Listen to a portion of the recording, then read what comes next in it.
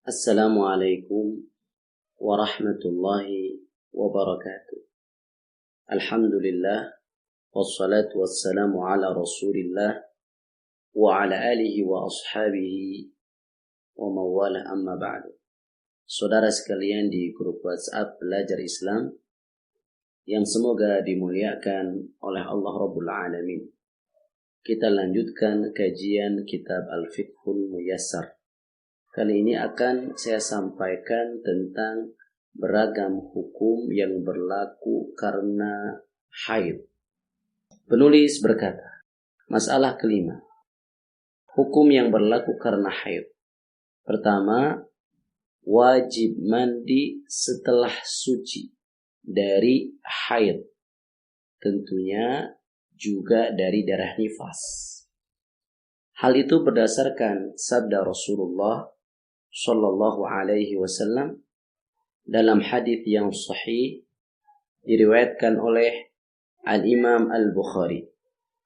Beliau bersabda, "Da'i sholata qadra al-ayyam allati kunti tahidina fiha, thumma ghatasili wa sholli." Tinggalkanlah salat sesuai dengan hari-hari haidmu. Maksudnya di hari-hari haidmu. Kemudian mandilah dan sholatlah. Jadi yang menjadi dalil adalah sabda Nabi, "Tsumma ghatasili," kemudian mandilah kamu. Jadi yang pertama wajib mandi setelah suci dari darah haid, demikian pula nifas.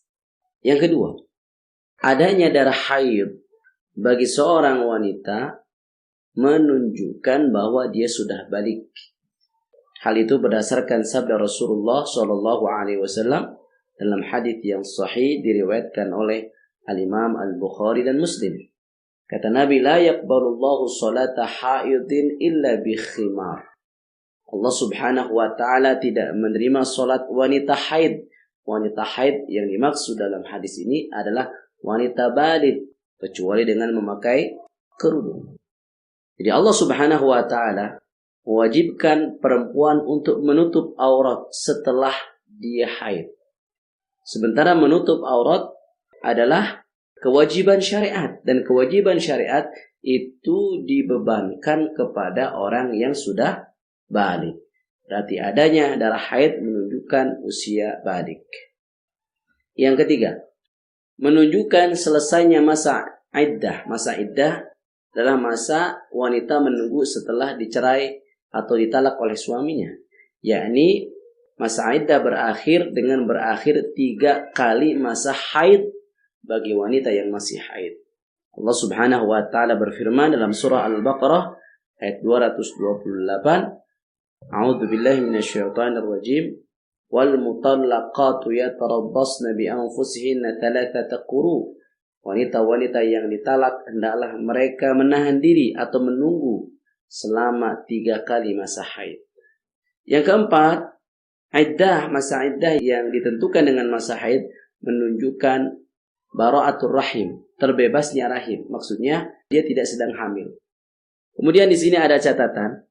Penulis berkata, jika wanita haid atau wanita nifas suci sebelum matahari terbenam, maka dia wajib menunaikan sholat zuhur dan asar yang ada pada hari itu. Demikian pula wanita yang suci dari keduanya, wanita yang suci dari darah haid dan nifas, sebelum subuh, maka wajib baginya menunaikan sholat maghrib dan isya yang ada pada malam tersebut. Kenapa demikian? Karena waktu sholat yang kedua adalah juga waktu sholat untuk sholat yang pertama, ketika ada udzur. Tadi misalnya antara zuhur dan asar. Ketika seseorang itu suci sebelum matahari terbenam, maka yang wajib dia lakukan adalah sholat zuhur dan asar, bukan hanya asar. Kenapa? Karena waktu sholat yang kedua, yaitu waktu asar, ia pun adalah waktu sholat zuhur ketika ada udzur. Demikian pula untuk maghrib dan isya. Jadi ketika seseorang itu suci sebelum subuh, maka yang wajib dia lakukan bukan hanya sholat isya saja, tapi juga sholat maghrib. Inilah pendapat jumhur atau kebanyakan ulama seperti Imam Malik, Imam Syafi'i, demikian pula Al-Imam Ahmad. Saudara sekalian yang dimuliakan oleh Allah Rabbul Alamin, demikianlah materi yang bisa saya sampaikan. Semoga bermanfaat. Akhukum fillah, Abu Sum.